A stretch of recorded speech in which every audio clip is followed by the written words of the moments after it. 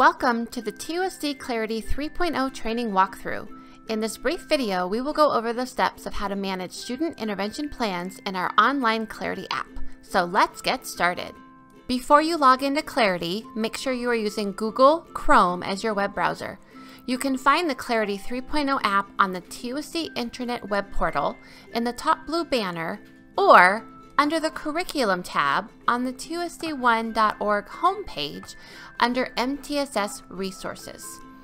The Clarity 3.0 login page will require you to enter in your TUSD login information before entering the Clarity web app.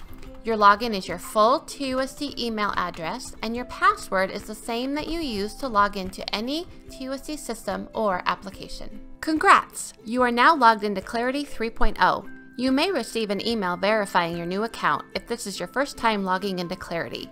Feel free to take a moment to familiarize yourself with the home screen before we explore specific features in Clarity. You can access the Student Success module by hovering over the Data option at the top of the page and selecting Student Success from the drop-down options. In this module, you are able to view school demographic information through a dashboard that is organized into specific indicators, such as performance, attendance, behavior, and more. One of the important areas of the Student Success module is the risk prediction, which can be found here. The data under risk prediction has been imported from the district to give an overall risk prediction level for a student that's based on the student's progress towards graduation. The risk prediction area has different filter options such as gender, 504 status, ELL status, special education, or mobility to be able to identify your students more quickly. You can also use the search box here to identify a specific student, and you will find them in their risk prediction below. If you would like to see all of the information for your entire school, you can download a CSV Excel spreadsheet and then manipulate that data to identify the students most at need. In the risk prediction section, you can scroll down and see your students, and they are leveled by their overall risk level. When you are seeing your students, you can see their indicator risk level, their overall risk level, their name, and their grade. When you click into a specific student, you can see the data behind why they are that particular risk level. You can see specifically their performance, their attendance, and their behavior information. Here is where you can also go in to see if this particular student has any open concerns or any interventions mapped to a student. When you receive a new student to your school from another school that is already in the MTSS process, you will search for them on the risk prediction page. You will find them and go into them specifically. And this is where you can see any concerns or interventions that the previous school may have had available for that student.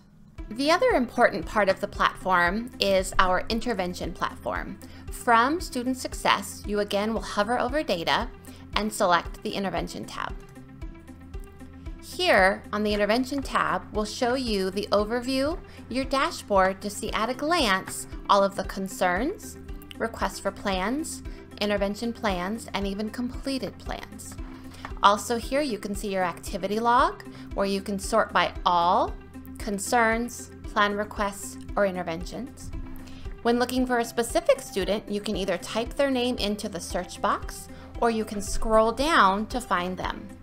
You can organize this information by clicking on student name, and it will put it in alpha order for first name.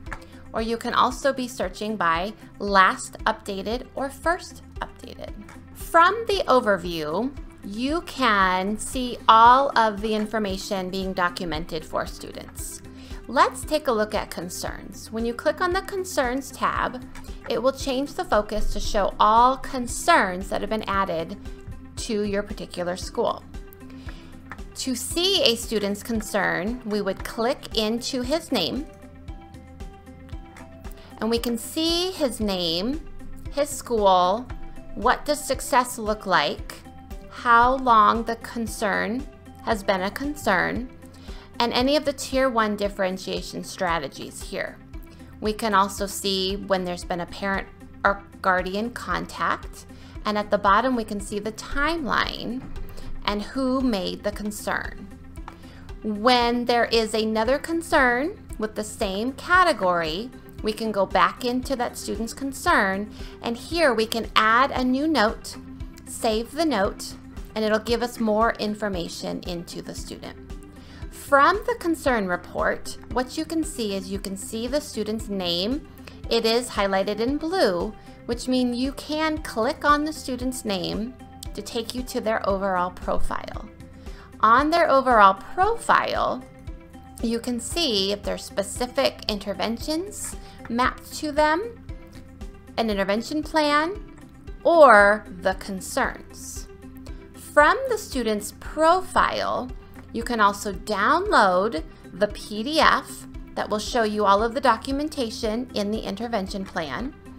You can also download the concern CSV Excel file that will give you information just about this particular student's concerns. Also on the student's profile, you can add new artifacts to add to the overall profile to have the best amount of data possible for this particular student. Back at the overview, when you're looking at concerns as a teacher or a support staff member, when you have enough documentation on a student and you are ready to start the MTSS process, you will go into an existing concern for a student. Here you can see the blue button that says Request Intervention Plan. Once you click that, that will signal to your MTSS facilitator or lead or the team that you are wanting to start the MTSS process. The next step in the process is, as a team, the team will come together to review all of the documentation, and that is when we will start building an intervention plan for the student. To get back to your information, click on the school activity log, and it brings you back to your overview. To view interventions mapped to students from your activity log, you will click on the tab Interventions. Now, when interventions are showing, you will see any interventions that are mapped to specific students. To view the intervention plan, you click into any of the interventions mapped to a student, and here is where you see the intervention plan report. You can see the school, the student's name. Again, that is in blue. When you click on their name from here, it will also take you to the student's profile. You can see the plan date, the services start date, plan review date, and whether it's in progress, the category, and then the plan hypothesis and the goal. This is the intervention plan report. Then we will map specific interventions to support each student. To map a new intervention to the student, click where it says New Intervention, and you will see a new screen. Here you will select the appropriate tier for the intervention. You will select the service. You can scroll through and identify the most closely related service that will support the student. If the student needs math fact fluency, or peer guided pauses, or even a reflection sheet. This is the intervention that you will add to the student's intervention plan. Here you can add an optional service provider, and at that option, that will send an email to that service provider to let them know that they are now on their caseload. You will add a planned start date and an end date. Most interventions last anywhere from 3 to 6 weeks, and then you will review. In the plan hypothesis goal, you will develop the SMART goal that closely matches the intervention, so that way we can monitor the effectiveness of the intervention. Once you click submit, the intervention is added to the student's intervention plan. Once a student has an intervention plan and has interventions mapped to them, it's important to document what is happening in those interventions. To do that, you will click into the specific intervention. where you can still see all of the information, including the goal. Whenever this student has this intervention, it's check-in, check-out.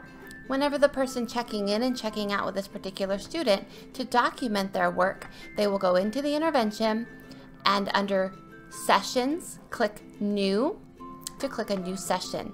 It'll be populated by the date, the session duration. So if I spoke with the student for 10 minutes, I will change the duration. And here is where I will detail my work. If student met his goal for the day, this is where I will detail that work. Met his goal for today.